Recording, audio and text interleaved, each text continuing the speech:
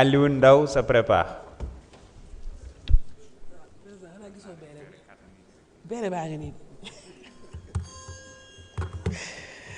Merci beaucoup président. Salam alaikum madame la ministre. maa ngi lay nuyu bu baax di la jox sa wàccuwaay di la nuyu di nuyu tamit sa équipe bi yëpp. Chers collègues maa ngi leen di nuyu.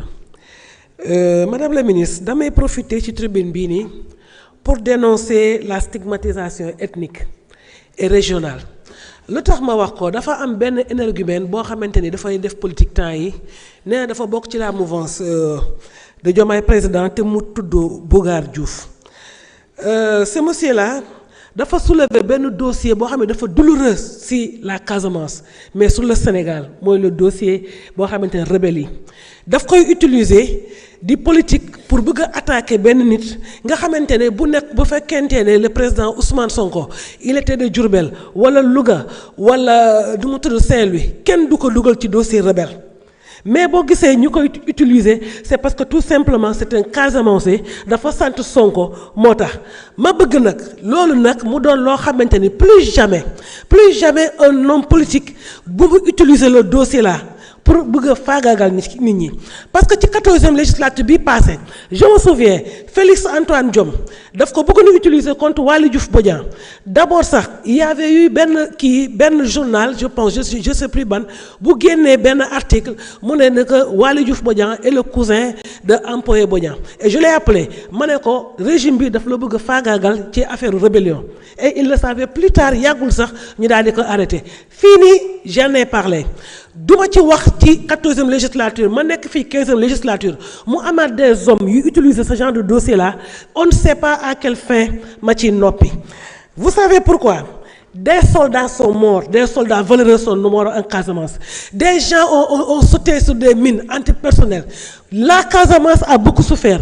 Il y a même pas des mois man honorable nu mu tudd Oulimata Sidibé ak Bakary Diédhiou dañu demoon ci dans le village de Badem je crois parce que y avait des gens après 10 ans d'absence ñu doog a ñëw mënuñu commencer di penser nos plaies mu amaat ay énergumènes politiques di utiliser des dossiers là ba pare ñun ñu ciy noppi il faut que ma ciy wax lu tax ma ciy wax également dama ciy wax parce que Sénégal dëkk bu neex la dëkk kalante la nous avons le cousinage à plaisanterie ku nekk fii nii la dernière fois dañu fi attaqué olof yi après ñu attaqué alpulaar yi yàggul même pas dañ daan arrêter des jeunes parce que dañoo sant Bodian dañoo sant Sonko dañoo sant Koli di leen dóor di leen toroxal di leen yóbbu prison yéen nag samay collègues laay waxal de tous bords il faut que ñu def fii une loi boo xamante ni bépp politicien bu utiliser te encore benn ethnie pour attaquer ko mu daal di tëdd prison dañu nekk un pays de paix on est dans un pays de paix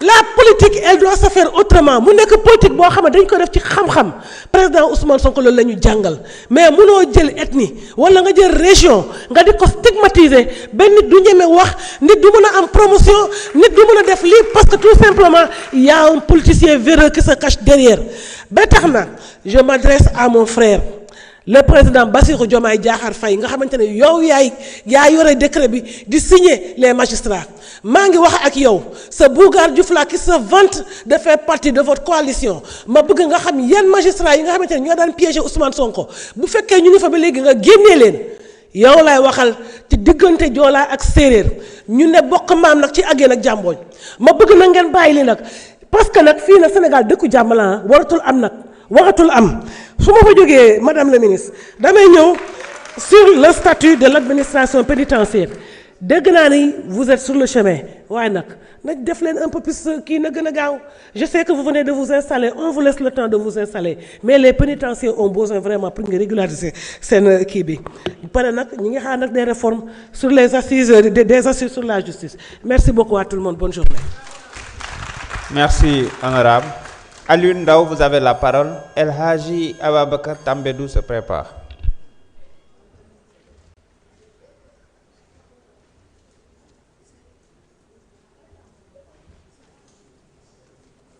Assalamu alaikum wa rahmatullah. Merci monsieur le président. Madame le ministre, maa ngi lay nuyu di nuyu say collaborateurs. Xam naa ñu ci bëri parce que ñu bëri c'est des amis, des jeunes frères. Madame le ministre tey moom damay def un plaidoyer pour le tribunal d'instance de Dakar pour ñi xamul tribunal d'instance de Dakar mooy tribunal bi juge Thion bi validé woon l'intégration du PM Ousmane Sonko sur les listes électorales. Madame le ministre, le tribunal d'instance de Dakar est en train d'étouffer. Le tribunal d'instance de Dakar dafa laaj madame le ministre nga dem fa xool waxtaan ak magistrat yi fa nekk. Ils ont un volume d'affaires excessif. Au bas mot, en instance, en ce moment, ils ont plus de 20 000 requêtes. Compte non tenu des dossiers d'état civil, des dossiers qui viennent sur assignation, paiement, expulsion, etc., et des demandes de nationalité qui font en ce moment plus de 10 000. Ce qui explique d'ailleurs les retards dans la délivrance des certificats de nationalité. Avant, il suffisait 15 jours, et maintenant il faut faire plus de 2 mois. Et la conséquence, c'est qu'il y a une forte affluence de justiciables.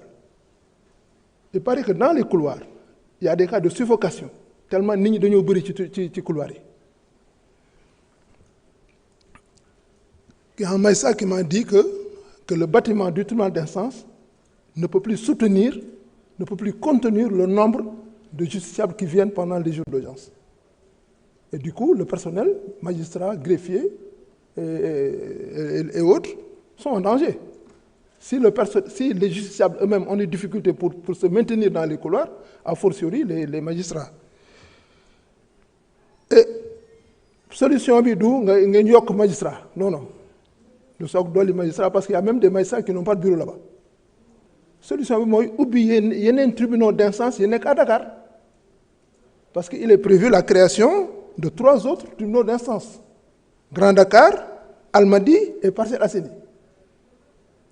Si su fekkee ne mën leen ubbindoo ñett yëpp tàmbaleen par benn puisque Parcelles Assainies hors classe la comme Dakar Plateau hors classe la ñu ubbi pourquoi pas Parcelles Assainies pour que le tribunal d'instance de Dakar mën a souffler waaw mais comme j'ai dit du yokk nombre de magistrats mooy solution bi.